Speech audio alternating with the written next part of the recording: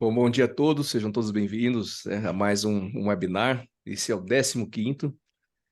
É um, na verdade, é um projeto desses 30 anos da Azevedo, em comemoração aos 30 anos da Azevedo Auditores. E hoje a gente recebe o Kedman Eliakim, para falar sobre liderança em saúde, caminhos e reflexões. Antes do Kedman abrir o microfone e falar com a gente, o seu Eliseu está conosco também. Representando aqui a Azevedo. Seu Eliseu é sócio fundador da Azevedo, né? Está aqui com a gente. Bom dia, seu Eliseu. Bom dia, Lucas. Bom dia a todos os participantes. É um prazer participar de mais esse webinar. E como o Lucas já frisou, é um projeto da Azevedo em comemoração aos 30 anos de existência, prestando serviço de auditoria independente, consultoria às entidades filantrópicas, do modo geral, empresas privadas também. Espero que os senhores todos tenham um bom proveito da experiência do palestrante dessa manhã, que vai contribuir muito bem para o dia a dia de cada um de vocês. Boa reunião a todos, estarei acompanhando também. Obrigado pela presença. Tá joia, seu Eliseu. O Kedman, gerente de desenvolvimento de pessoas da Santa Casa de Marília. Kedman, você pode se apresentar melhor aí? Bom dia, obrigado por ter aceito o convite. Bom dia a todos. Na verdade, sou eu que agradeço, né? Me sinto honrado de estar aqui. Enquanto Kedman, enquanto representante da Santa Casa também, que é uma instituição aí que atende 62 cidades do município daqui de Marília. E a gente vai discutir um pouquinho sobre liderança, falar um pouco sobre esses aspectos. E é um prazer e uma honra estar aqui com vocês. Espero que vocês possam aproveitar, espero que eu consiga contribuir com o dia a dia, com essas reflexões que a gente vai trazer aqui. Já faço de antemão a liberdade que vocês podem levantar a mão para a gente discutir qualquer tópico que eu trago aqui. A gente vai passar por uma explanação. A gente tem quanto tempo, Lucas? 1 hora? 40, 50? Pode ficar uma hora e meia, a gente pode ir levando, não tem, mais ou menos por aí. Perfeito. E nesse período a gente pode ir discutindo, vocês podem levantar a mão. Eu consigo ou também abrir o microfone e falar, e a gente vai contribuindo aqui. Vou compartilhar a tela com vocês e vocês me avisam se deu certo o compartilhamento para a gente dar início. Vou começar aqui o compartilhamento.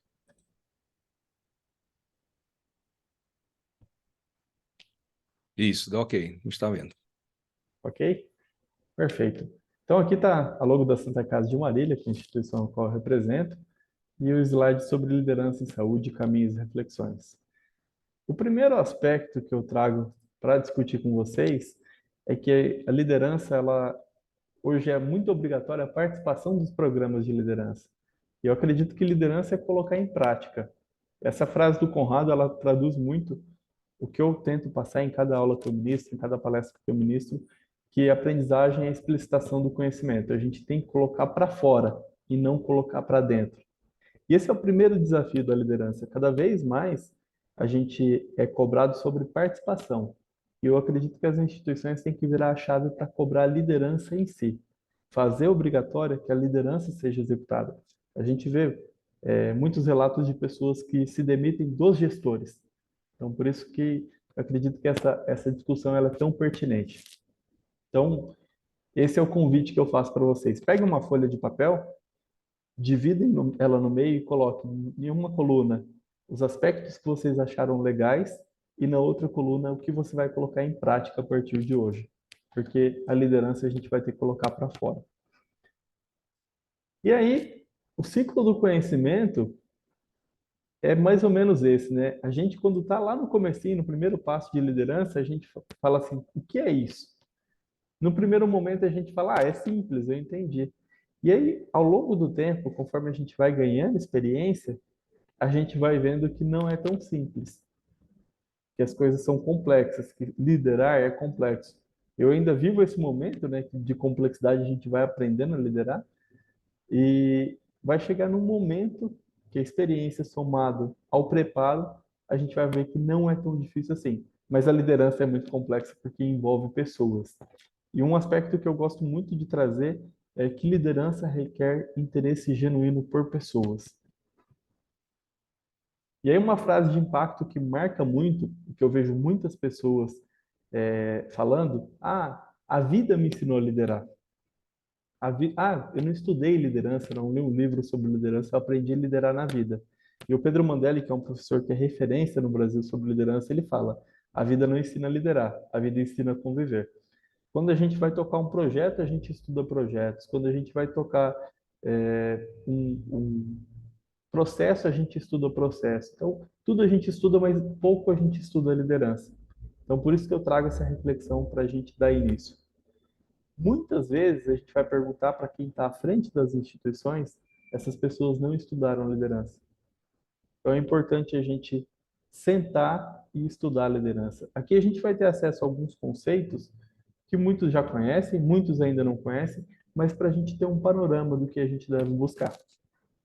A gente não vai aprofundar em nenhum tema com muita profundidade, mas é mais para conhecimento. O webinar ele tem esse objetivo de trazer à tona aquilo que é importante para que você possa aprofundar ao longo da sua vida. Faz sentido para vocês? Sim, sim. Perfeito, perfeito. Eu vou perguntando aqui, a gente vai interagindo. Isso. E aí, dentro de um conceito que eu gosto muito, a gente fala de liderança nível 5. E dentro de liderança nível 5, que é a excelência em liderança, a gente precisa de pessoas disciplinadas. A gente precisa de pessoas preparadas. E para isso a gente tem dois pilares, né? Atitude e preparo. Uma pessoa com muita atitude e pouco preparo, ele é saudável para a instituição? Pode responder aqui no chat, pode responder no áudio. Uma pessoa com muita atitude e pouco preparo é saudável para uma instituição estar à frente da liderança de uma instituição? Eu acho um risco grande. O Um risco preparo acho que grande. é inerente ao cargo. Ele não Perfeito. pode entender completamente do processo, mas não pode ser fora da casinha. É a minha Exatamente. concepção. Exatamente. Então, a gente olha para esse conceito e fala assim: o mais importante é a gente definir quem vai estar dentro da minha equipe. E tão importante quanto a gente definir quem vai estar dentro da minha equipe, é importante a gente definir quem não vai estar. E uma reflexão com duas perguntas, que ela é significativa demais, hoje, eu contrataria essa pessoa novamente? Se a resposta for não, você já liga um alerta. Edman, posso contribuir? Claro, fica à vontade. Uma vez eu assisti uma palestra e a pessoa falou assim: você pularia com o paraquedas que o seu colaborador dobrou? Uma das referências que eu trago aqui, que é do Mandelli e do Lorigo, eles falam exatamente da confiança, e a confiança é isso. E eles dão esse exemplo do paraquedas. A confiança eu confio tanto que eu pularia com o paraquedas que ele dobrou. E a confiança ela é tão recíproca que a pessoa também pularia junto, porque ela confia no trabalho que ela fez. E para isso a gente precisa de pessoas disciplinadas. Então, primeiro, antes de definir quem eu devo tirar da minha equipe, é eu perguntar se essa pessoa hoje tivesse disponível, eu contrataria ela novamente?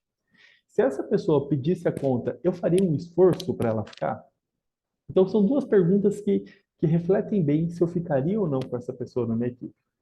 Não, de nada adianta também a gente ter uma pessoa muito preparada que ela atrapalha o desempenho dos outros por conta do seu comportamento.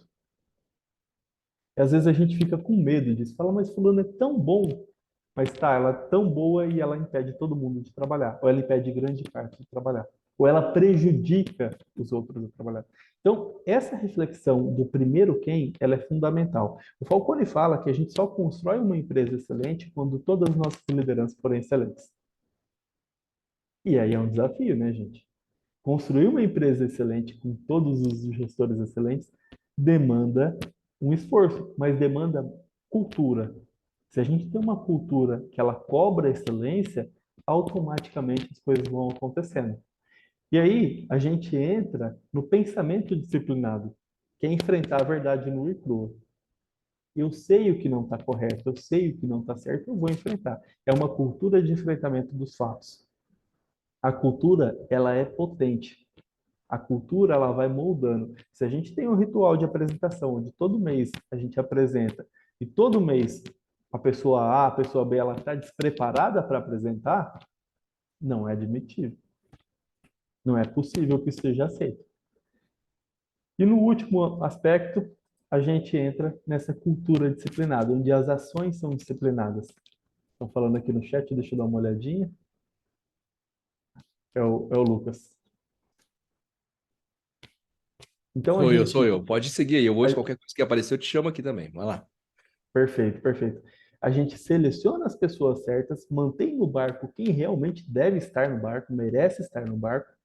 A gente enfrenta os fatos, que a gente vai falar um pouquinho sobre solução de problemas e o que é problema, e a gente tem uma cultura disciplinada, que a cultura ela não aceita comportamentos ruins. Eu não estou falando de casos pontuais, eu estou falando de casos que acontecem frequentemente. E aí, a gente entra na proatividade, que é um dos comportamentos que eu acho essencial para um líder. Proatividade é um comportamento indispensável para a liderança. Por quê? É a mesma coisa um professor, né? Vocês conseguem ter aula com um professor que entra morrendo em sala de aula? Que entra assim, tudo desleixado? O líder não pode ser não proativo. O líder ele tem que ser proativo. E aí são 3 comportamentos para cada um dos perfis. O não proativo, ele é contra a mudança, ele reclama de tudo, ele não se adapta. Esse aqui ele não sobrevive no médio e longo prazo. Ele ignora as mudanças do mundo, ele se isola e ele recolhe. Então ele faz aquele movimento de recolher. Esse líder não tem espaço mais no mundo. Mas, tão perigoso quanto ele, é o líder reativo. Por quê? Ele reage às mudanças conforme elas acontecem. Ele resiste no primeiro momento, mas conforme o barco vai andando, ele ajusta o comportamento. E ele explora aquilo de melhor que acontece. Mas não é um perfil que a gente deseja ser também. Um líder potente, um líder de resultado, ele tem que ter um perfil como? Proativo? Responda para mim. Proativo. Ele À frente antecipa. de tudo, né? Ele se À frente. antecipa no pensamento criativo. Perfeito. Quem falou? Eles. Oi, Liz. Não apareceu aqui que eu estou com uma tela só. Hum. Exatamente. Esse líder, ele antecipa cenários. E aí, quando a gente fala de antecipação de cenários, entra a capacidade de planejar. Vocês já viram muitas vezes que o planejamento ele é relacionado com xadrez. Alguma arte que divulga planejamento é relacionada com xadrez, uma peça de xadrez, um tabuleiro de xadrez, não é? O planejamento está sempre relacionado a xadrez, não tá? As pessoas sempre fazem o link. Por que que as pessoas fazem esse link? Porque no xadrez, o melhor jogador é que ele consegue antecipar na sua cabeça mais jogadas. Um bom jogador, isso eu fui aprendendo, estudando um pouco, né? Que eu tenho vontade de fazer aula de xadrez, ainda vou fazer. Tenho um grande amigo aqui em Marília que dá aula de xadrez, e eu vou fazer xadrez ainda um dia. Um bom jogador de xadrez, ele antecipa até 7 jogadas à frente. Olha isso. Isso é visão estratégica, ele olha à frente. E um líder, ele tem que ser proativo.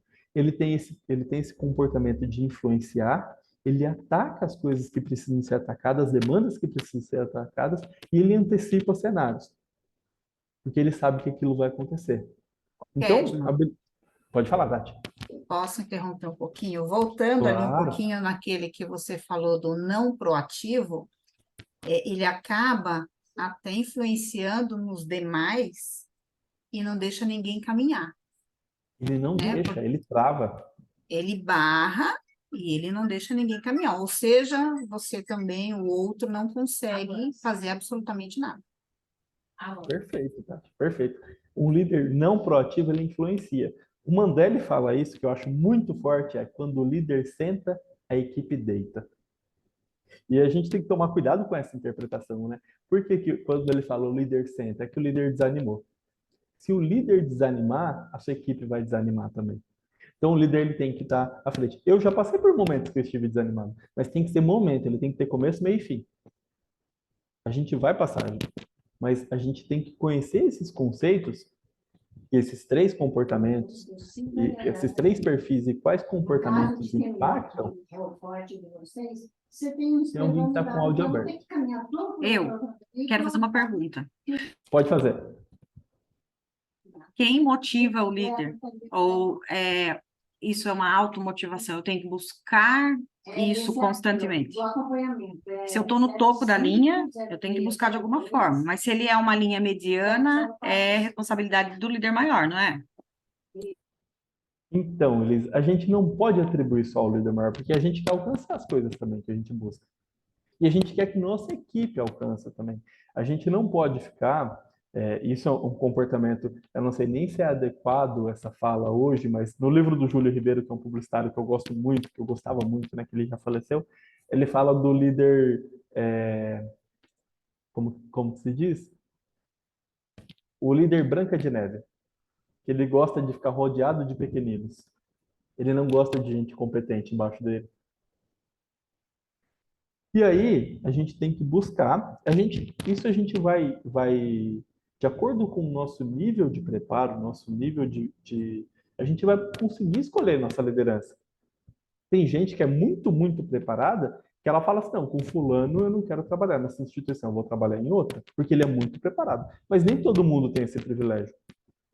Aliás, 1% vai ter esse privilégio, porque é um nível de preparo muito alto. Mas se a gente ficar esperando o nosso líder ser o melhor líder para a gente fazer algo, nem sempre vai ser, porque o nosso líder, às vezes, ele tem demandas que a gente nem entende.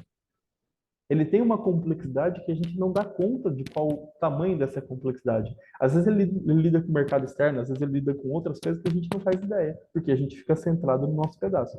Então, a gente tem que ser por nós e pela nossa equipe. E muito mais, principalmente em saúde, pelo paciente. Não dá para eu comprometer o trabalho, e a gente vai falar de colaboração, porque meu líder não está ajudando. Eu vou parar de fazer, meu líder não é tão bom, eu vou parar de fazer. Quem está sendo prejudicado direta ou indiretamente é o paciente, principalmente em instituições de saúde. Então a gente tem que buscar esse comportamento. Não é fácil? Não é fácil. Se você está num local tóxico, num local. Se você vive numa cultura que não é saudável, não é fácil. Mas você vai continuar entregando, porque você aumenta a sua agregação de valor. E com isso você vai estar se preparando para uma outra oportunidade, para sair disso. Não é entregando menos que a gente vai conseguir a oportunidade melhor. Essa é uma reflexão importante para a gente. E é difícil, gente, não é fácil. O dia a dia é complexo, a gente sabe. Então, aqui estão os 3 perfis de comportamentos. Os 3 perfis de proatividade, né? O não proativo, o reativo e o proativo. E a gente vai ter que olhar para esses comportamentos e falar quais comportamentos eu tenho colocado em prática e a gente buscar colocar os comportamentos que a gente mais deseja. Não tem receita de bolo, mas quais comportamentos que a gente deseja colocar em prática para a gente entregar melhores resultados. Aqui algumas dicas para evoluir em proatividade. Não insistir na fraqueza dos outros. Não desculpe suas fraquezas e trabalhe com o que está ao seu alcance. Admita seus erros. Saia do dia a dia pelo menos um pouco, todo dia. Cuidado com a grande armadilha do efeito narcótico dos problemas. Vou falar um pouco sobre isso no próximo tópico, que é solução de problemas. E eu vou explicar o que é efeito narcótico dos problemas. Esse sair do dia a dia, pelo menos um pouco, ele é fundamental. Eu trabalho com gestão de pessoas. A gente não vai construir boas soluções de gestão de pessoas sentado na nossa cadeira atrás do nosso computador. A gente tem que entender os desafios de quem está lá na prática. Então, se a gente é um gestor de um hospital, um gestor de uma instituição, a gente tem que sair da nossa cadeira e ir lá onde as coisas acontecem. O japonês, né? A literatura japonesa, eles chamam de ir ao Gemba, ir aonde as coisas acontecem. Onde a coisa acontece no hospital? Na enfermaria, na UTI. A gente tem que fazer esse exercício de ir lá um pouco. E é um exercício que eu procuro fazer diariamente. Separar uns minutinhos para ir lá. Nem todo dia eu consigo. A vida não é perfeita, né? Mas é o que eu busco fazer. Aqui está a escada da proatividade. O primeiro degrau é não ver e não perceber os problemas. Eu não enxergo, eu fico assim, né? Para os problemas. O segundo degrau, eu culpo os outros. Ah, mas não Às aconteceu vezes isso. enxerga assim, o Kesmo, eu interrompendo, às vezes a pessoa enxerga assim, mas finge que não vê. Acontece muito, Acontece, mas bastante. só no sul da Irlanda. Aqui no Brasil, não. Não, aqui não, né? Aqui não. O segundo, o segundo estágio do degrau é culpar os outros. Aconteceu isso porque você fez isso. Esse resultado está ruim por sua culpa. Não ajuda. O terceiro é não posso. Me desculpa, eu não consigo, não dá, eu não consigo treinar minha equipe, não dá para fazer isso, nunca dá para fazer nada. Depois é aguardar e ter esperança. Isso aqui, gente, é tudo cenário de vítima. Eu nunca vi ninguém conquistar nada se posicionando como vítima. Nunca vi. Isso aqui é resultado da minha prática. Nunca vi. O primeiro passo da proatividade é reconhecer a realidade. Olha, eu sei que tá feia a coisa, vamos enfrentar esse negócio. Assumo o problema. Aí eu encontro soluções. E aí, por último, eu antecipo cenários. Essas as diferenças de alguém que é proativo de alguém que é vítima. A vítima, ela sempre é a coitadinha, ela sempre está dando desculpa. E às vezes o cenário está muito caótico. Eu encontro alunos, encontro pessoas que pegam desafios gigantescos. E aí, o que eu falo para essas pessoas? Não se desespera. Escolhe lá 3 coisas para você resolver primeiro. As coisas mais críticas, o que compromete mais a segurança, tanto do colaborador quanto do paciente, o que gasta mais dinheiro, o que tem mais desperdício. Escolhe essas 3 coisas, foca nisso. Vai um degrau por vez, mas não se coloca na escada da vítima, se coloca na escada proativa, vai atrás de resolver. Isso é fundamental. E aí, falando de problemas, a gente tem vários problemas, né? Aqui eu trago algumas notícias que estão disponíveis publicamente.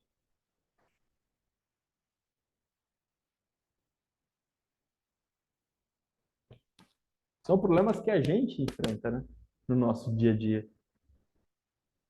Muitas coisas a gente não vai conseguir brigar. O que a gente tem que fazer? A gente tem que se preparar e preparar nossos times para lidar com os problemas. Mas nem sempre a gente tem claro o que é problema. Vou dar alguns exemplos aqui. Para muitos locais, é normal demorar 60 dias para repor um profissional.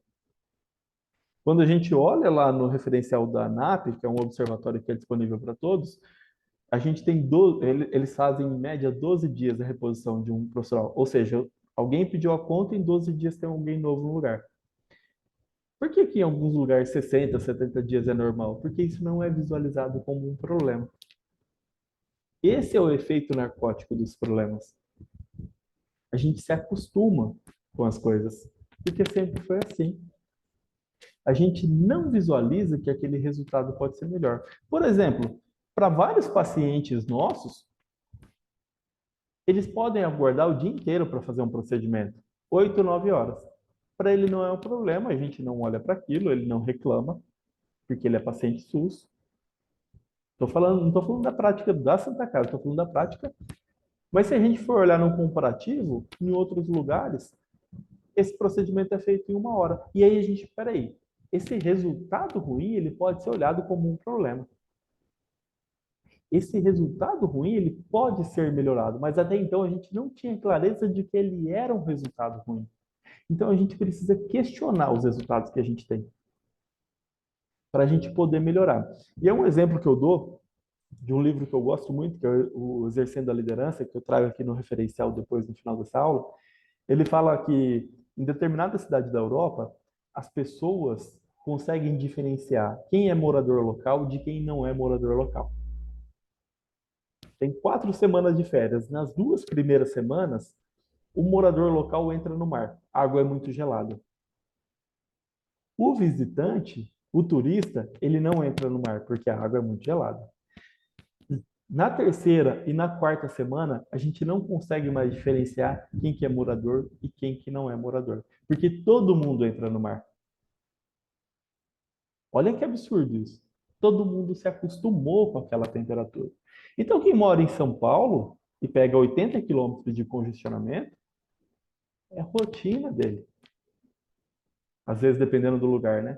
Quando ele vem para o interior, se depara que em 10 minutos ele está em casa, 7 minutos ele está em casa, explode a cabeça dele. Ele fala, meu Deus, o que é isso? A gente se Isso é verdade. acostuma. Isso é A gente se verdade. acostuma muito com os problemas. Quero sua contribuição, Lucas. E eu falo que eu tô, eu tenho, a gente tem alguns amigos, né, relacionado a isso, na verdade.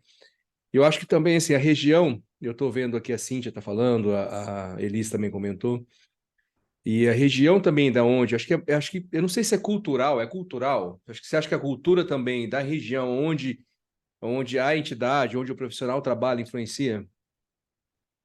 Sem dúvida que influencia. A gente se acostuma, né? Com tudo a gente se acostuma. A gente se acostuma com as questões do dia a dia. A gente se acostuma a falar, mas sempre foi assim. A gente nunca analisou esse resultado. Sempre foi assim. A gente nunca melhorou. Mas se a gente olha para o mercado e dá para fazer melhor, a gente tem que refletir a nossa prática. E aí, eu trago essa fala do Vicente Falcone, que para mim é um dos principais professores que influenciaram a minha vida.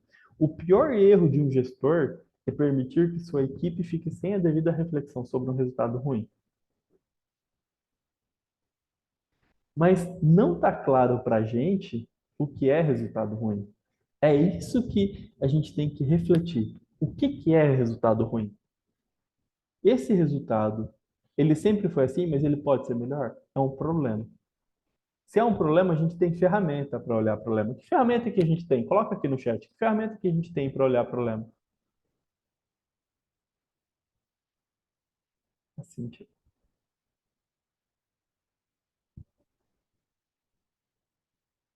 Cíntia falou aqui. Essa questão do exemplo que eu dei do problema de reposição, a gente, a gente, quando olha, fala assim, ah, mas não é um problema, a gente decidiu esperar, né, para repor. Mas aí a gente está pagando hora extra, está correndo risco de passível trabalhista porque alguém está dobrando plantão. Kedman, se você achar oportuno durante a nosso webinar, eu consigo colocar algumas enquetes para gente. Se você quiser fazer alguma pergunta, me mandar, a gente solta e aí a gente consegue até visualizar depois, sem identificar as pessoas, mas visualizar a resposta, tá? Então fica à vontade. Se você precisar, você me dá um toque. Eu monto aqui, é bem rápido, em um minutinho a gente libera aqui para o pessoal clicar e a gente consegue enxergar, né, de uma forma visual aí. Perfeito. Brainstorm, quem colocou brainstorm? É a Ana. Anne, perdão, errei seu nome, eu não gosto que erra meu nome também. Diagrama de Chical, é uma ferramenta que eu uso muito. Diagrama de Chical a gente usa, a Sara está aqui, que é da minha equipe também. Tem mais alguém que é da minha equipe?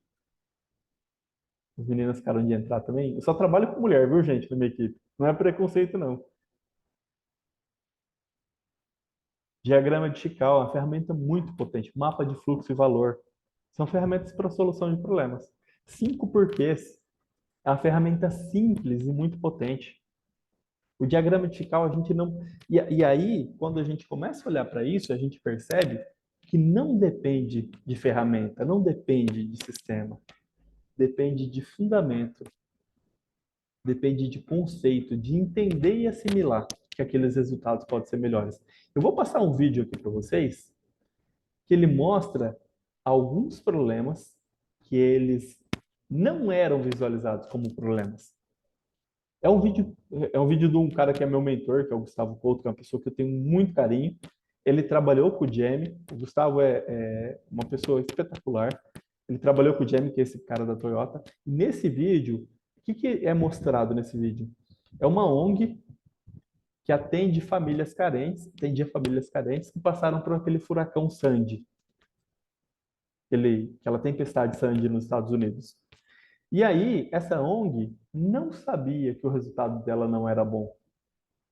E aí, a partir de alguns conceitos da Toyota, que é o Kaizen, que é a melhoria contínua, Kaizen é uma palavra que tem que estar no dia a dia de vocês, tem que estar no dia a dia nosso. A partir da melhoria contínua, eles entenderam que poderia ser melhor e aplicaram aqueles conceitos por meio de 2 consultores da Toyota. E esses conceitos, gente, pode ser aplicado em qualquer prática, em qualquer setor, em qualquer trabalho. Conceito de redução de desperdício. Tem um estudo, eu vi num material da Ivana Siqueira, que fala que 50% dos custos assistenciais está relacionado a desperdício. E desperdício não é só jogar fora. Desperdício é movimentação desnecessária.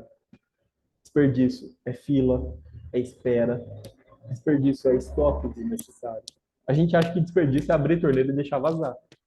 Desperdício é muito além disso. Então, vocês vão entender, e eu vou querer que vocês coloquem aqui no chat, quais desperdícios eles evitaram ali a partir desse trabalho e se isso é aplicável ou não na nossa prática. Eu vou compartilhar esse vídeo com vocês. É um vídeo rápido, 5 minutinhos. Gostaria muito que vocês prestassem atenção para que a gente possa potencializar a nossa prática.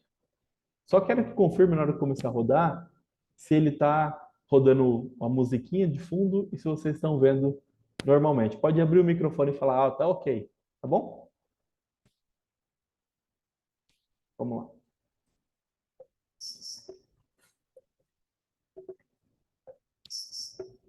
Estão ouvindo a musiquinha? Sim, sim, por aqui sim.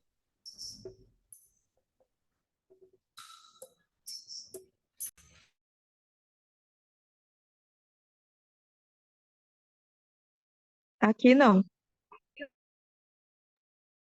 Ok, Edma, agora a hora que você fechou, acho que fechou o áudio, fechou o microfone e parou o áudio mesmo.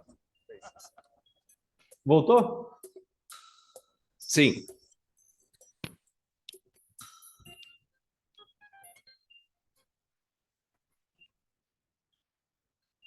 I love to work, but I also like to put smiles on people's faces.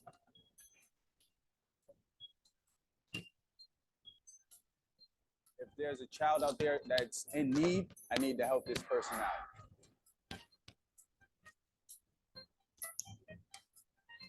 Thank you very much.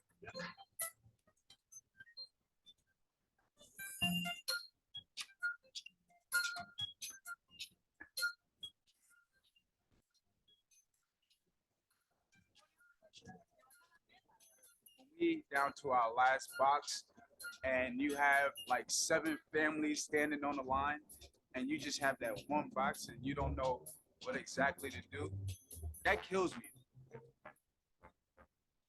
George is a great leader. He knows what he's doing, but they didn't really have a system kind of set up. Because if you have a good system, I think the work takes care of itself.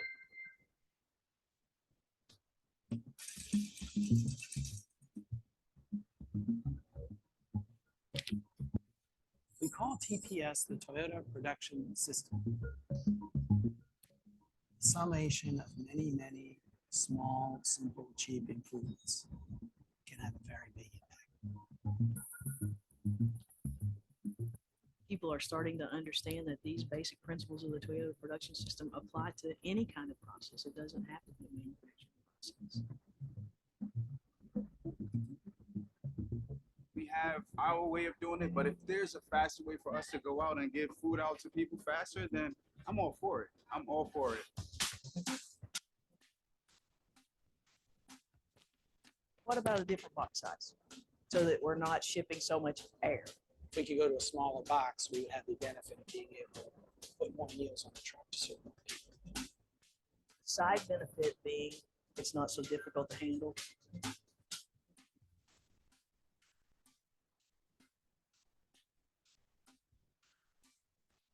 The thing that struck me was how difficult it was for the volunteers that were there to pack that box. I mean, they were walking long distances. They were carrying heavy weight. It's kind of disarray, just the table in the middle. Everybody was scrambling to get stuff open. And I'm like, this is not really too productive. So by putting everybody on one side of the line and having the material come from the opposite, we think we're going to get a smoother flow. Yeah, let's go for it now. I don't care if I leave work. I don't care.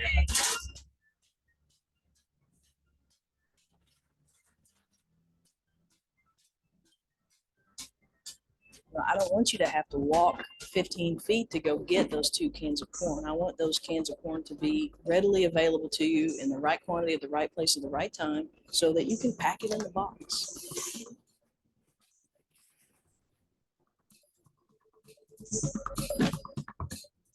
Wow, this looks a lot different, doesn't it?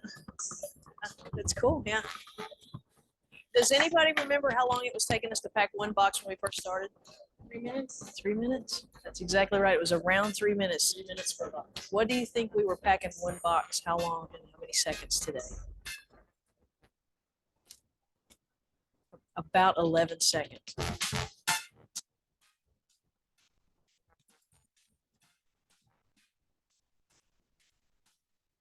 Kaizen is a Japanese word for continuous improvement. And what this philosophy means is we always want to strive step by step to make a process better. Outside Toyota, problem can sometimes have a negative connotation with a bad thing. I find that in many cases it's better to say we have something that we can improve. Sweet.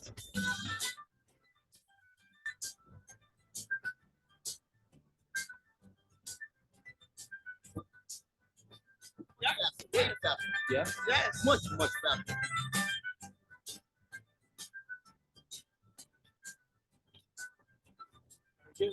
Got plenty of homework. Yeah, plenty of homework. The list is a lot shorter than it was when we started. How long did you guys wait? We waited for like about a minute. That's it? Yeah. That's nothing.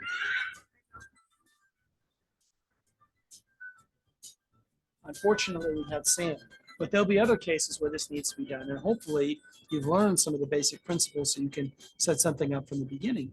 One thing I did learn from these guys is how to structure things one by one, you know, not just take it as a whole thing and just be like, it's a mess, but instead I can take step by step by step.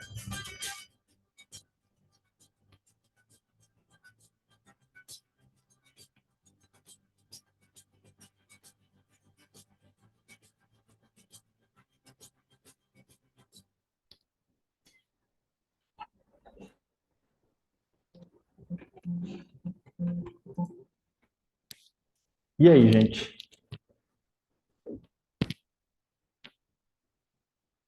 Melhoria contínua, Kaizen. O Lauro colocou aqui pra gente, né? Conceito do Lean, exatamente. O Lean tem até um livro já recente que eu tô pedindo de aniversário pra minha esposa, né? Se ela estiver aqui assistindo. Chama Hospitais Lean. Basicamente isso, o Lean é uma ferramenta para evitar não, uma ferramenta que ela vem para contribuir e eliminar os desperdícios. Desperdício não é só abrir a torneira e jogar fora. Desperdício é estar em movimentação desnecessária, estoque desnecessário, espera. Tem um monte de ferramentas para a gente olhar para isso. Tem diagrama de espaguete, tem uma infinidade de coisas. Mas o conceito precisa estar bem afiado. Com um conceito bem afiado, uma folha de papel e uma caneta, a gente consegue transformar muita coisa. Mas a gente precisa estar fundamentado em conceito, entender quantas coisas a gente lida no dia a dia que parece que é desperdício, mas a gente não visualiza. Um exemplo, um professor meu de melhoria, ele chama Marcelo Coelho, convivi com ele, com aulas com ele durante um ano. Marcelo hoje ele é vice-presidente Latam no Canadá para a Equinox de melhoria contínua. Ele trabalhou na Toyota dos Estados Unidos. E quando ele chegou na Toyota, ele falou, eu cheguei como um líder sênior, né? Ele falou, vou já chegar com a minha equipe, vou trabalhando. E aí, quando ele chegou lá, deram um espaço para ele, chama Círculo de ONU isso. E falaram, ó, aqui você vai ficar observando o trabalho das pessoas até você encontrar 100 oportunidades de melhoria. Numa linha Toyota, 100 oportunidades de melhoria. E ele falou para mim que em alguns momentos ele identificou que a melhoria era um computador que estava virado em tantos graus e mudar para tanto, porque a pessoa não teria que fazer um movimento assim, e ela perdia 2, 3 segundos fazendo aquele movimento. Ele encontrou as 100 melhorias, mas ele demorou acho que 2 ou 3 semanas. E aí a gente olha para os nossos hospitais, tem oportunidade de melhoria ou não tem? Para as nossas práticas. Muito. E esse é o desafio, da gente começar a enxergar a tecnologia a favor da gestão em saúde. Mas tecnologia por si só não é motivo de fracasso ou de sucesso de uma instituição.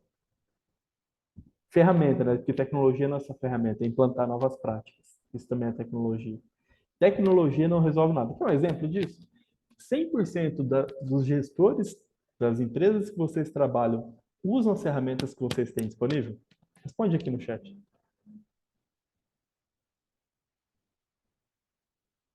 Tem ferramenta que a gente às vezes não usa nem 10% dela. Mas por quê? Porque a gente não domina o fundamento, não domina o conceito. Não usa, exatamente. Então a gente precisa ser excelente para usar as coisas que a gente tem. Aí de vez em quando aparece uma baita ferramenta nova, tal, vamos contratar, vamos. Se a gente não melhorar em conceito, em pensamento disciplinado, não compensa a gente comprar uma ferramenta. Quer ver? Tem uma ferramenta de plano de ação. Se você não está fazendo o plano de ação rodando bem no 5W1H, que é gratuito, que é uma ferramenta que você coloca lá o que, quem, como. Se você não está fazendo isso bem feito, não vai ser a ferramenta que vai fazer você fazer bem feito. Então, essa reflexão para efeito narcótico dos problemas. A gente se acostuma e a gente não pode se acostumar. Principalmente lidando em saúde. Um exemplo que a gente implantou aqui na Santa Casa há pouco tempo, e a gente tem uma parceria muito boa, a gente tem boas pessoas dispostas a trabalhar, e com a parceria com a TI, a gente implantou e está dando super certo, são os treinamentos online. A gente paquerou uma ferramenta, né, que chama MedPortal, que é uma ferramenta fantástica, mas a gente não tem investimento agora para fazer. E aí, discutindo com o pessoal da TI, eles construíram uma ferramenta própria para a gente. A gente vai lá, grava o vídeo, faz o treinamento, legenda, e aí sobe ele para essa plataforma que é nossa. E a pessoa responde um formulário no Google Docs, que a gente cria, e essa resposta, ela se inscreve, né, responde as perguntas, e essa resposta garante a presença dele. Gente, a gente teve adesão e treinamento que a gente não conseguia ter no presencial, porque o presencial demanda desperdício. Vou até a sala, volto. É interessante o presencial, mas tem muitas coisas que a gente pode resolver com online. Um exemplo disso, a gente teve uma enfermaria, que é a ala D, a gente teve 100% de adesão no treinamento online. Sabe quando que essa gestora conseguiria fazer 100% de adesão no treinamento? Nunca. Ou a gente teria que dar 10 turmas para ela ter, porque é uma pessoa muito disciplinada, uma pessoa muito competente. Mas no online, o treinamento de 15 minutos, ela consegue ao longo do dia organizar para cada um assistir em um horário. E a pessoa assiste, responde, ela troca ideia dentro do trabalho, ela faz um fechamento depois. Então, a gente tem desperdício, a gente tem coisas que a gente pode implementar com o que a gente tem na mão. E a gente tem que fugir do que a Anne está falando aqui, do comodismo. Então, a gente já entendeu o que é efeito narcótico dos problemas, e nossa cabeça já está fritando com isso, né? Quantas coisas que a gente não percebe que é problema. E a gente tem duas mentalidades para isso. Isso aqui, eu troquei o nome do slide para não ficar tão pesado, porque eu não saberia que poderia falar uma besteira aqui ou não, então eu troquei o nome do slide. A gente tem a mentalidade saudável, que a gente começa a olhar os resultados ruins. Resultado ruim é igual a problema. Problema não é só a bucha que estoura. Um resultado ruim ele tem que ser visualizado como problema. Usar as ferramentas que vocês citaram, 5 porquês, diagrama de Chicago. E a gente tem a mentalidade saudável, que é a gente busca as causas, discute os fatores, propõe melhorias, padrões de solução, institui uma nova cultura, uma cultura de melhoria, cultura de enfrentamento dos fatos, uma cultura profissionalizada. E a gente tem a mentalidade ruim, que é onde eu troquei o nome aqui. Se vocês pedirem, eu até falo qual o nome que era aqui, que é ficar bravinho, procurar culpado, justificar, esconder o erro e errar novamente. Esconder esse resultado ruim e cair na mesmice de sempre ter esse resultado ruim, sem a possibilidade... Pode falar, Kedro, não tem problema não. Nem é tão pesado, vai ficar parecendo aquele meme do Caio que ele fala, explorar, bananão. É o que eu chamo de mentalidade de titica. Titica é cocô de galinha. Uhum. Nem é tão pesado, mas é isso. Mentalidade ruim eu fico bravinho quando alguém aponta que o resultado dá ruim. Eu escondo, eu procuro o culpado. Mas não deu certo por conta de você. E eu quero, ao invés de melhorar. Eu quero achar culpados. E muitas coisas a gente pode resolver dentro das instituições com uma ferramenta muito forte que a gente pouco usa. Diálogo. Conversa. Muitas soluções para os nossos problemas estão dentro da própria instituição. E que com o diálogo a gente consegue resolver. Com colaboração, que é um assunto que eu vou trazer mais para frente, a gente consegue resolver.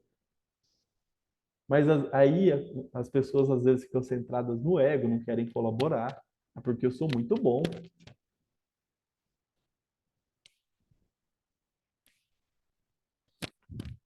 É uma coisa, melhoria se constrói com colaboração e pensamento estruturado. Com filosofia do Kaizen, filosofia Lean. O Lean não é uma ferramenta, o Lean é uma filosofia. Melhorar é passo a passo, é uma coisinha por vez. Pequenas e múltiplas melhorias que custam pouco ou nada, que a gente pode implementar no nosso dia a dia. Profissionais e equipes saudáveis malham os dois. Os braços, que é o trabalhar, né? A gente trabalha muito, mas o cérebro também.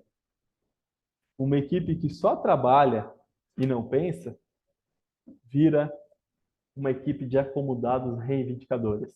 Aquele povo que reclama de tudo, não tem tempo para nada. Ai, porque não dá tempo? Ai, porque não sei o quê? Ai, porque... Todo mundo é o problema, né? Uma equipe que só aprende e não trabalha, vira os debatedores conceituais. Fica no mundo da imaginação. Ai, não melhora resultado, mas aprende muito, discute muito, lê muito, mas fica naquela coisa, né?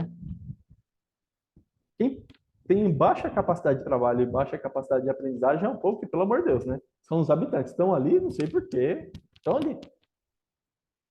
Respirando, assim, né? O que a gente quer? Uma alta capacidade de trabalho e uma alta capacidade de aprendizagem. E aí, é muito difícil a gente dispor de tempo para aprender. Eu entendo isso. Mas se a gente separar 10 minutos por semana, ao longo de 52 semanas por ano, a gente tem 8 horas, no final do ano, do mel da atenção. Sabe por quê? Nos primeiros 10 minutos, vocês estavam muito mais atentos do que agora. É natural isso do ser humano. A gente presta mais atenção no comecinho. E se a gente discutir 10 minutos por semana com a nossa equipe, a gente vai contribuir para o aprendizado dela ou não? Se a gente inserir aprendizagem no dia a dia, criar um ambiente capacitante. Ah, mas eu não sei como que eu faço isso. Um vídeo do YouTube. Você pode escolher para discutir com a sua equipe. Um treinamento online, um texto, um artigo, uma prática, um resultado. Isso é aprendizado. Um livro.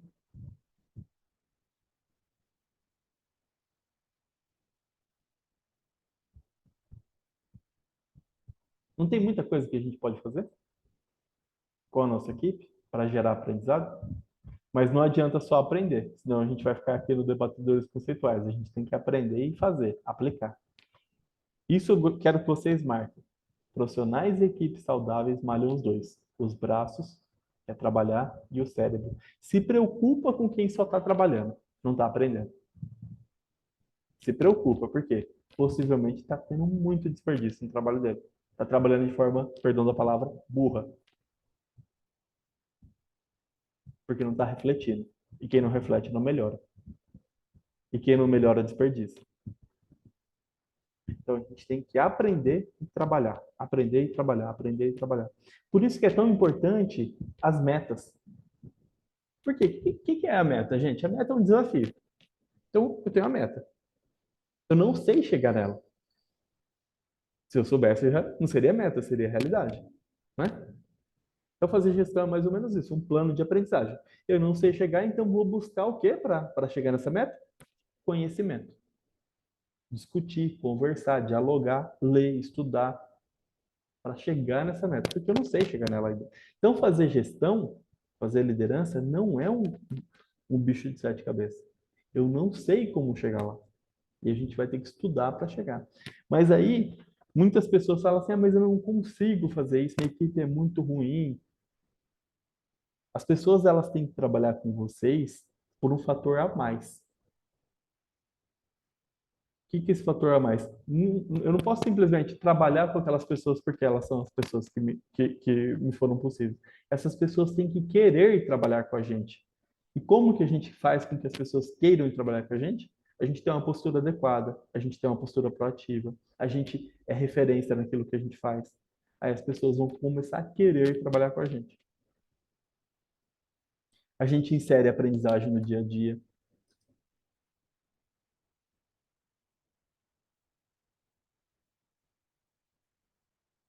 A Cíntia trouxe uma contribuição aqui importante. Muitos gestores não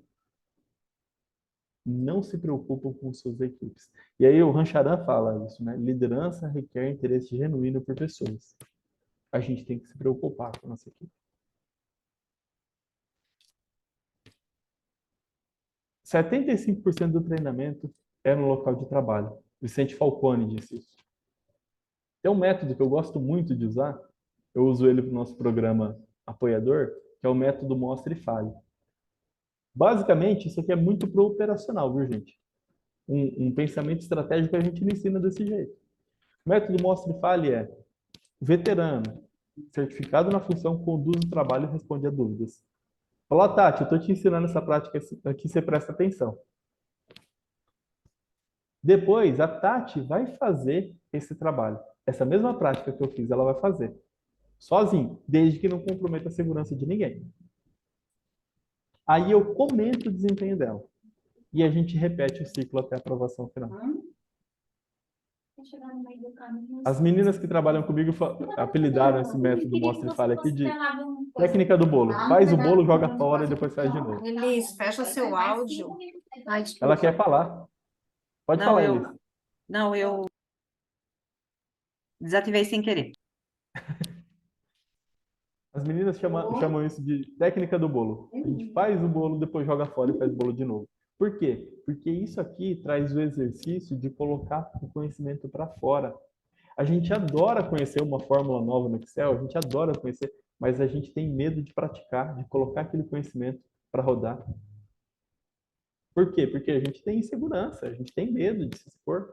E quando o gestor faz isso aqui com uma equipe, com uma pessoa que demanda daquele conhecimento, que ela precisa daquele conhecimento, ele consegue criar um ambiente para que aquela pessoa consiga praticar aquele conhecimento. Então aqui, isso aqui cabe a qualquer trabalho mais operacional.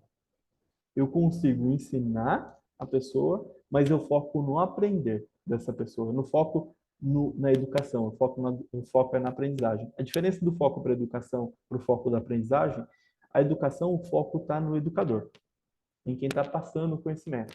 Por isso que ele tem um púlpito, o educador tem isso, né? Quando a gente muda para a aprendizagem, o foco está em quem? Está no aprendiz, na pessoa que vai fazer. Tem muito mais significado. Posso fazer um comentário? Por favor, Anne. Eu sou a Anne, sou da equipe comercial da Azevedo. Só para complementar o que vocês estão falando, o que você está apresentando, é o famoso feedback, né? Que é muito importante dentro da equipe. A gente precisa ter essa troca de conhecimento, troca de aprendizado. Não adianta muito a gente querer ensinar e não saber se o colaborador está absorvendo tudo que é passado. Então, o feedback é essencial. Anne, em uma das aulas que eu dou, eu falo para eles assim, ó, escreve aquela frase assim, ó, você entendeu? Escreve no papel. Agora você risca essa frase, nunca mais vai usá-la na sua vida. Por quê? Porque essa frase não gera reflexão. A pessoa que ela está com medo de falar que não entendeu, ela vai falar que entendeu. A pessoa que está insegura de praticar, ela vai falar que entendeu. Então, o que a gente tem que perguntar? O que você entendeu? Faz uma pergunta aberta, que gere reflexão e que a pessoa devolve. Geralmente, em hospitais, quando a pessoa está aprendendo sobre segurança do paciente, o enfermeiro, o gestor vai olhar para aquela grade da cama abaixada e vai falar para o técnico, para o auxiliar de enfermagem, você não viu essa grade abaixada? Olha que pergunta ruim. Não gera reflexão. Pergunta para ele assim, ó, Que risco que a gente está trazendo para esse paciente? Você vai gerar senso crítico na pessoa, que ela vai ter que olhar a grade, vai ter que olhar a pulseira de identificação, vai ter que olhar a medicação que está vindo, vai ter que olhar todo o paciente para assim falar, ó, a grade estava abaixada, mas a pulseira está meio apagada. É verdade. É que eu acredito assim que muitas instituições estão acostumadas com ambientes que ao invés de instruir ou, por exemplo, ter uma crítica construtiva para que aquele erro não se repita novamente, acaba apontando, ou julgando, ou vamos dizer assim, o que você falou, é rude, às vezes é grosso, e não faz com que a pessoa reflita naquilo que fez. Às vezes a pessoa pode ter cometido um erro ingênuo, vamos dizer assim, ou às vezes por falta de conhecimento, ou às vezes por falta de instrução, eu acredito. É algo assim que a gente pode implementar a mudança para gerar bons resultados. Exatamente. Quando a gente fala de erro, de resultado ruim, a gente tem que parar de procurar culpado e sim refletir sobre o processo. Tem um professor que eu gosto muito, ele é um professor brasileiro, hoje ele é professor fora do país, nos Estados Unidos, ele chama Rivadavia. E ele cunhou no doutorado dele um termo que eu gosto muito, que chama erros honestos. Erros honestos. Fantásticos. Só isso. E o trabalho dele é sobre gestão do conhecimento. Então, esse método aqui, gente, para quem está no operacional, ele é fundamental a gente dominar e aplicar ele. Pega uma pessoa, uma vez por semana, uma prática e aplica ele. Se você está aí com 10 pessoas da equipe, vai fazendo isso. Ensina a sua equipe. Se eu tenho uma equipe com 50, 60 pessoas, capacita 3, 4 pessoas nesse método e coloca eles para reproduzir. A gente vai melhorar muito a nossa prática. Pode falar, Elis.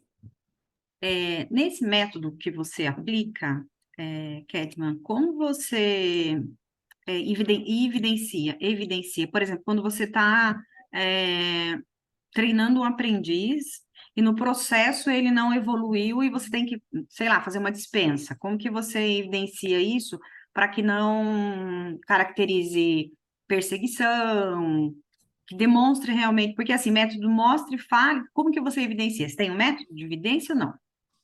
Lista de presença.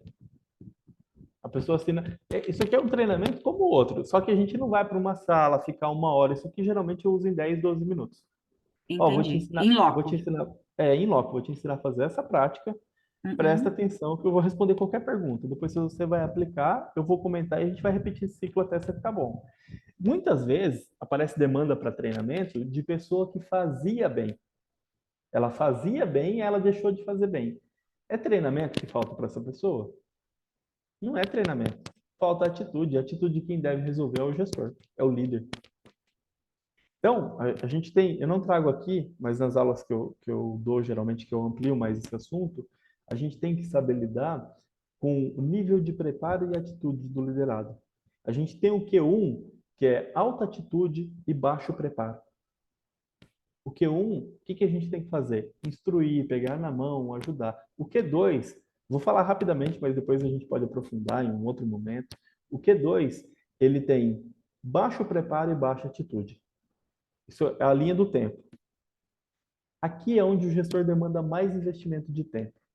Aqui ele tem que oferecer tudo, ele tem que oferecer treinamento, diretividade, apoio e suporte. Mas é muito importante que o gestor aqui coloque um prazo para esse momento acabar. Fala, ó, você tá numa fase agora, falta preparo e falta atitude, e a gente vai melhorar isso em tanto tempo. Depois ele vai para um baixa atitude, mas um alto preparo. Então aqui está faltando confiança. E aí o gestor falou assim, ó, tem que desafiar ele. Você sabe como fazer, eu já te instruí, você vai conseguir fazer sozinho. Aqui a gente tem que dar esse suporte para as pessoas. Se você errar, eu estou do seu lado. E em Q4, que é o realizador independente, é autopreparo e autoatitude. Também não é fácil de manter, mas é assunto para outra discussão. Mas é importante a gente refletir. Como que está o preparo e a atitude dessa pessoa e o que eu vou oferecer? A Cíntia quer falar algo. Por favor, Cíntia. Bom dia para vocês, estão escutando? Bom dia. Sim, Cíntia, estamos sim. Vou me apresentar. Não sei se vai aparecer aí. Para mim aqui tá meio ruim, não sei se estão me vendo. Tá aparecendo. Tá. Prazer, tá? Eu sou a Cíntia. Eu gosto muito de participar desses cursos aí do Azevedo, é muito satisfatório. E assim, eu não tô hoje direto na liderança, né? Não tô direto na gestão, mas com 20 e tantos anos de contabilidade, sempre buscando me atualizar, e hoje estando voltada a essa área da saúde, que é completamente diferente de outras áreas com as quais eu trabalhei, uma das coisas que eu mais percebo, e fica para vocês, gestores, e até como uma contribuição de quem está, vamos dizer, hoje na parte produtiva, tá? Que hoje eu sou concursada técnica em enfermagem num hospital, e então estou naquela parte da produção, a parte da mão de obra, né? E o que eu mais percebo é aquela questão de pessoalidade. A pessoa que está na gestão, ela tem que ter uma visão de que ter poder não é a mesma coisa que ter autoridade. Então, eu vejo que é tão assim, ó, simples um gestor ser cativante, um gestor conseguir conquistar a equipe, mas o que eu vejo assim, ó, a maioria dos gestores estão preocupados em ter poder. Eles não estão preocupados em ser uma autoridade.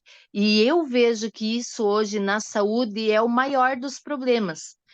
Eu já trabalhei num hospital grande, fui contadora de um hospital grande, fui seletista em um posto de saúde numa outra região, então eu tenho passado muito pela área da saúde. E, ao meu ver, né, fica a minha contribuição aí para que vocês pensem nisso, diferenciar. O gestor tem que diferenciar. O importante não é ter poder. O importante é você saber ser uma autoridade, ter o conhecimento, passar a ver como vocês colocaram, o que o funcionalismo quer. Uma coisa muito importante que você falou, cometer erros honestamente, não desonestamente.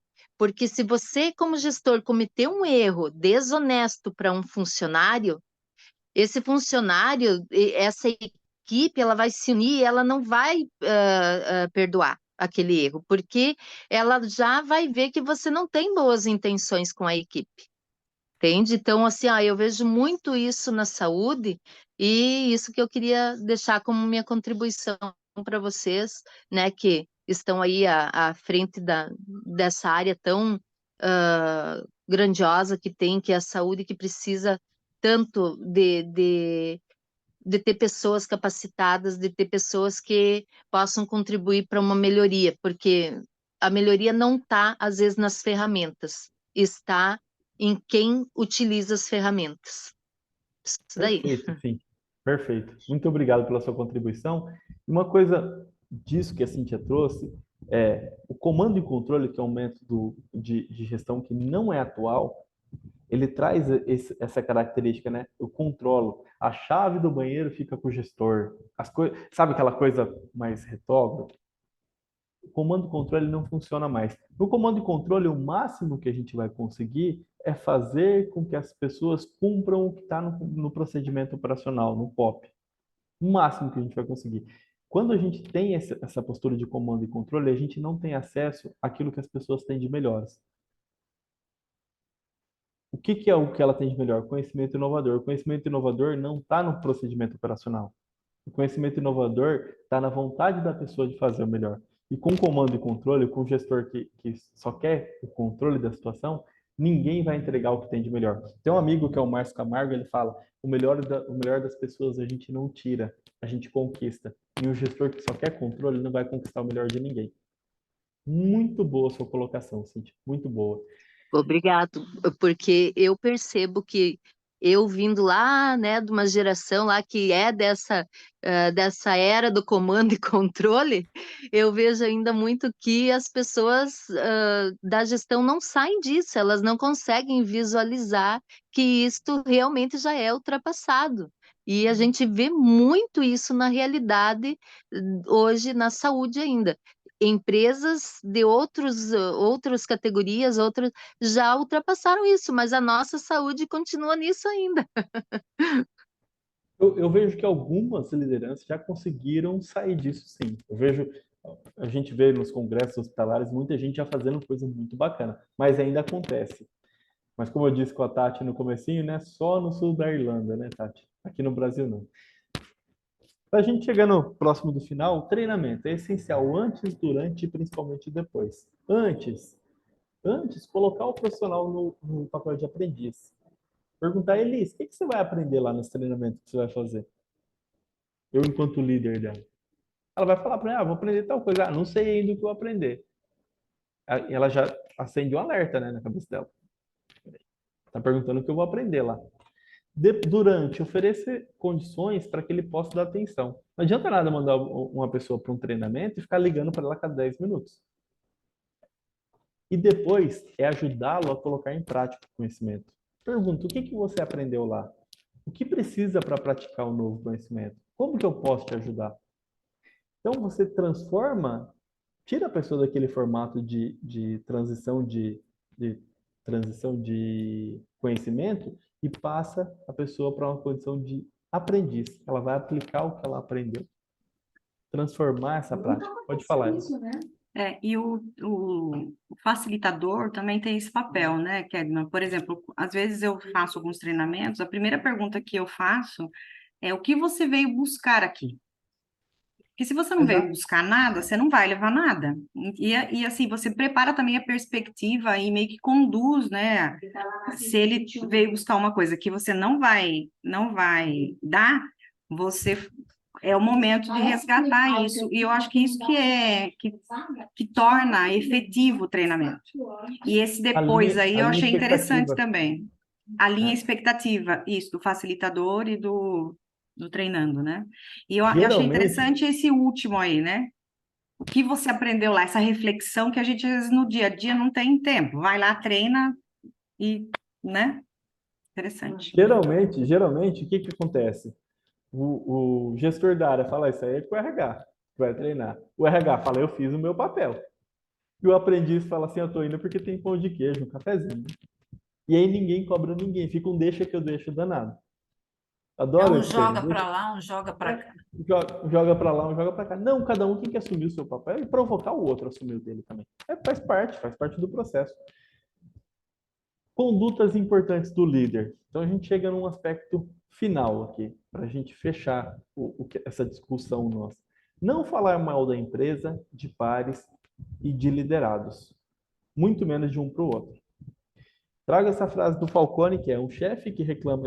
É uma frase antiga, mas muito pertinente. Ele ainda usa terminologia antiga, né? De um livro de 1984, não sei. O chefe que reclama da incompetência de seus subordinados está confessando sua própria incompetência, pois é o responsável pelo treinamento dele no trabalho. Eu sei que tem aquele caso que a gente não consegue demitir, mas a gente não está falando desse. E a gente, quando fala de liderança, a gente tende muito a falar, o que fizeram comigo. Não, a gente faz a reflexão sobre o que a gente faz com o outro. Essa postura de não falar mal da liderança é uma postura, muitas vezes, desafiadora. Mas é uma postura importante, porque liderança é coletivo. Se eu falo mal da liderança, estou falando mal de mim mesmo. Eu tenho que ir lá ter uma cultura de enfrentamento dos fatos e pontuar essas questões para a gente poder melhorar, para a gente conseguir se cobrar, para a gente conseguir... E que bom que a gente está avançando nesse caminho. E essa questão de assumir a responsabilidade também junto com o liderado, cada um é dono do seu desenvolvimento, mas a gente tem que assumir e definir quem a gente quer dentro da nossa equipe, quem a gente não quer. É o primeiro aspecto que eu trouxe para a gente discutir. E a partir do momento que eu falo, eu quero essa pessoa na minha equipe, eu contribuo juntamente com ela para o preparo dela. E eu não posso falar mal dela. Se eu falar mal dela, eu tenho que falar com ela, porque eu dou a oportunidade dela melhorar. É desafiador isso? Mas o papel do líder é desafiador. E o comportamento colaborativo? A gente tem, é um livro que eu estou lendo agora, que ele fala do pequeno potencial, que é o potencial individual. Por mais preparado que a gente fica muitas vezes preso no pequeno potencial, que é o meu potencial. Eu sou bom, você é bom, ótimo que você é bom. Mas se você não for para o grande potencial, que é o potencial do grupo, a gente vai ficar preso só no seu pequeno potencial. Hoje a gente está num mundo muito mais preparado, um mundo com muito mais acesso à informação, muito mais possibilidade. Então, larga do seu desempenho individual e pega no desempenho colaborativo. Até os 22 anos, a gente foi ensinado que a gente tinha que ser o melhor aluno da sala, que a gente tinha que ser isso, tinha que ser aquilo. E nada foi trabalhado em questão colaborativa. A gente chega para trabalhar, gente, se eu trabalho sem conversar com meu par, com meu colega, eu atrapalho o trabalho dele. Não importa o quão bom você seja. A inteligência do grupo é mais inteligente que o mais inteligente do grupo. Você é muito bom, você é muito bom, mas se você não colabora com seus pares, com seus colegas, seu desempenho não vai valer muita coisa, porque você é egoísta. Essa frase do Romeu Buzarello, que é um professor que eu gosto muito, da inteligência do grupo, é isso, gente. Não importa o quão preparado a gente seja, se a gente não abrir, não discutir, não colaborar, a gente vai ficar preso num desempenho que muitas vezes ele é egoísta. Ah, mas eu sou muito bom, eu estudei não sei aonde, fiz isso, fiz aquilo. Tá, você não contribui, não colabora, seu desempenho é pequeno, seu impacto é pequeno. Colabora, porque assim a gente consegue crescer. Colabora, porque é aqui que está a chave para a gente virar o negócio e fazer as coisas darem certo. A colaboração, ela é fundamental para os dias de hoje. E aí eu finalizo com uma frase do Eduardo Galeano, que é: somos o que fazemos, mas somos principalmente o que fazemos para mudar o que somos. Essa frase é muito, muito impactante, porque é o que a gente faz no dia a dia para a gente melhorar. E aqui eu trago a referência que eu usei para montar essa abordagem. São alguns livros que eu usei que estão fundamentados aí. Eu acredito que o Empresas Feitas para Vencer, ela tem que ser um livro de cabeceira para qualquer membro da alta administração. É um livro excepcional. Os outros livros, eles contribuem muito, mas vai muito de acordo com o momento, né? Eu sou muito contra aquelas práticas. Ah, estou lendo 30 livros por ano. Você lê não quer dizer que você vai assimilar. Lê um ou dois bem lidos, bem com método, aplicando, estudando, vai ser mais potente do que você ler 30 sem atenção. Eu acho que a gente tem que estar presente. Tem outros assuntos que eu acho fundamental para a gente discutir, mas o tempo é limitado, né? Inteligência emocional é um assunto que eu gosto muito de discutir, é um assunto muito importante para a liderança. Tem muitos aspectos que a gente pode, mas eu peguei aquilo que eu achei indispensável para essa discussão de acordo com o perfil nosso que estamos aqui. Espero que vocês tenham gostado, espero que tenham contribuído. Foi muito bom estar com vocês aqui. Muito bom, Kedman, muito bom. Agora no final se cortou, mas a minha internet aqui que não está muito boa. Mas foi ótimo. Se tiver alguém mais que quiser alguma colocação, eu vi que teve a Cíntia fez. A Cíntia já perguntou, né? Já falou, mas a Cíntia está sempre com a gente, viu, Kedman? E ela sempre fala com a gente, sempre participa. Hoje ela abriu a câmera, não tinha acontecido isso. Hoje ela falou, ela sempre comenta aqui pelo chat. Mas acho que foi bem esclarecedor. E se alguém quiser mais fazer pergunta, eu estou vendo aqui que tem bastante gente que participando, algumas que a gente está acostumada a que está participando com a gente. O Jados, eu vi que o Jados aqui lá da Numbers está por aqui também, está quietinho, não falou nada. Vi que o Bruno Carrijo está aqui também com a gente, participando. Um grande abraço para o Bruno. Ele está por aqui. O Bruno, se quiser abrir a câmera também, pode falar um pouquinho. Abraço. Estamos aqui na aprendizagem também. E eu acho que é importante, né? É importante a gente ter esses momentos. E a gente está sempre fazendo isso. Mas se tiver alguém mais aí que vier fazer alguma pergunta, a Bruna Mayumi, que falando excelente curso. Se alguém quiser fazer mais alguma colocação, fica à vontade. Elise, a Tati, que participou bastante também aí hoje. Eu quero falar. Eu queria agradecer a oportunidade e parabenizar você, Kedman. São, assim, insights que a gente precisa no dia a dia, né? Porque às vezes você entra na operação, naquela loucura, principalmente vocês que estão à frente da área hospitalar, né? Na linha de frente. Eu acho que, às vezes, parar para pensar recolocamento mesmo, né? Reposicionamento da rota, fazer o Waze virar é importante. Para mim foi muito bom. Muito obrigada. São práticas que demandam muito do pensamento estruturado que a gente aqui na Santa Casa tem feito, coisas que a gente tem conseguido colocar em prática. Então, não demanda recurso, não demanda dinheiro, não demanda... São coisas que a gente precisa de fundamentação, vontade, colocar em prática, e fazendo e fazendo. Eu acho que o fundamental é aplicar isso aqui. Eu quero saber se alguém fez o exercício aqui de colocar o que dá para aplicar a partir de hoje. Aquela folha que eu propus de dividir uma folha no meio e falar o que eu posso aplicar a partir de hoje. Quem fez, fala aqui com a gente. A gente faz, escreve, né? Mas não coloca lá, ó. Ainda não fiz, viu? Mas muito bom, Mas Kedma. vou fazer. Eu acho que Exatamente. demanda bastante atitude, né? Porque a gente precisa para dar o pontapé inicial. Perfeito. Alguém tem mais alguma pergunta, gente? Vou deixar meu Instagram aqui também, quem quiser me acompanhar lá. Isso, ótimo. Não tô no YouTube ainda, né? Mas vai estar agora com a gente lá, ó. Isso é chique. Enquanto o Kedman coloca aí as informações, lembrando que a gente vai deixar, a gente está gravando esse nosso webinar, a gente vai disponibilizar no YouTube, um pouquinho depois que nós finalizarmos aqui. O Kedman colocou o LinkedIn também dele lá. Então tem o YouTube, a gente pode acompanhar, são 15 episódios lá, esse é o 15º. Quem quiser compartilhar, quem quiser acompanhar todos que nós fizemos, eu sei que tem algumas pessoas aqui que já participaram de outros. A gente tem o site da Azevedo Capacita, né, desse projeto, um site específico para isso, e também tem lá o Kedman, agora é o Kedman que está na foto lá, mas a gente haverá próximos. O Bruno Carrillo vai estar com a gente logo em breve, a gente não sabe a data ainda, mas logo estará com a gente também. E o LinkedIn da Azevedo, a auditoria, que a gente também compartilha por lá nossos próximos webinars.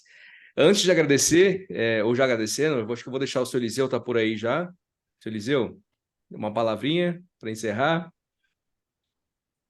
Tudo bem. Muito obrigado mais uma vez a todos pela participação. Acho que foi uma palestra muito excelente, que nos vai ajudar muito nós, porque afinal de contas, em todo ato da nossa vida tem que ter uma liderança sadia, sábia, né? Para que possamos vencer os desafios que aparecem a todo momento. Muito obrigado a todos os participantes. Estão convidados para o próximo webinar, que será logamente anunciado. Boa tarde a todos. Bruno Carrijo, o Luiz mandou um abraço para você. Estou aqui, ele está numa outra reunião. Eu estou vendo o Bruno aí. Eu tive o prazer de conhecê-lo também lá em Brasília. O Luiz Eduardo mandou um abraço para você, para todos os participantes. Muito obrigado também, doutor. Um grande abraço a todos. E agora vai ser uma foto aqui, né? Vamos tirar, o pessoal que puder abrir, a gente sempre faz isso no final, abrir a câmera aí, né, para a gente fazer aquela foto. A gente vai dar a oportunidade para o pessoal se arrumar e se ajeitar. A Tati sempre fala isso para a gente aqui. A Tati e a Elis. Né, deixa a gente ficar pronta, né? Porque a gente tira foto, sai tudo assim. Se depois ajeita, gente, se se ajeita. ajeita. Ela fica tudo brava depois. Como que você colocou aquela foto? A Fabiana também aí, a Bruna, o Lauro. Muito bem, seu Eliseu. Ó, o Jados, até o Jados abriu a câmera agora. Um abraço, Jados. Bom, vamos fazer a foto? Vamos lá.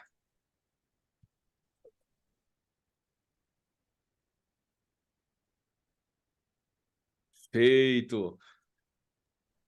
Ô, Kedman, vou agradecer então, mais uma vez, o seu Eliseu já agradeceu, em nome da Azevedo também, por ter aceito. Eu acho que a gente pode prolongar mais esse assunto, a gente pode ter mais oportunidade de conversar sobre isso, sobre liderança, e eu tenho certeza que você pode contribuir muito mais com a gente. E fiquem à vontade para vocês, a gente vai deixar no YouTube, compartilhem eu deixei o link para vocês aí, para assistir depois. Eu vou enviar para o Kedman também.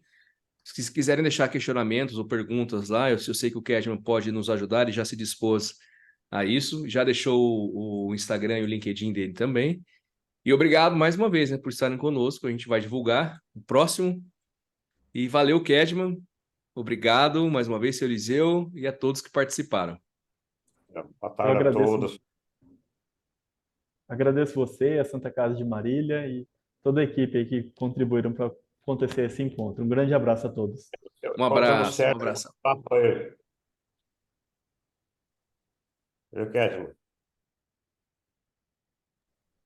Oi, doutor. Kedman, manda um abraço pro Sérgio, da Santa Casa Marília, que Pode foi deixar nossa que... muitos anos atrás, é atualmente, mas já começamos há mais de 20 anos atrás, vai fazer uma auditoria na casa, Santa Casa Marília, quando o Sérgio ainda era contador. Mas hoje, sabe, né? Ele não deixou de ser contador, viu, doutor? Ele continua contador, mas hoje ele é nosso superintendente. Eu conheço o jeito dele, viu? Conheço. O Sérgio é pessoa muito do bem. Estamos acompanhando a contabilidade de perto, né? Tá certo, precisa, né? Pode deixar que eu mando um abraço para ele. Vice-reitor, o reitor também lá é o... Como chama? O seu Nori, provedor? Nori, fala para o Azevedo, manda um abraço para ele de Araçatuba. Ele é meu amigo também. Tá Pode bom? deixar que eu mando sim. Tá, um abraço para vocês, para todos. Valeu, até mais. Obrigado, obrigado a todos. Tchau, tchau. Lucas, muito obrigado, viu? Valeu, obrigado, Kedman.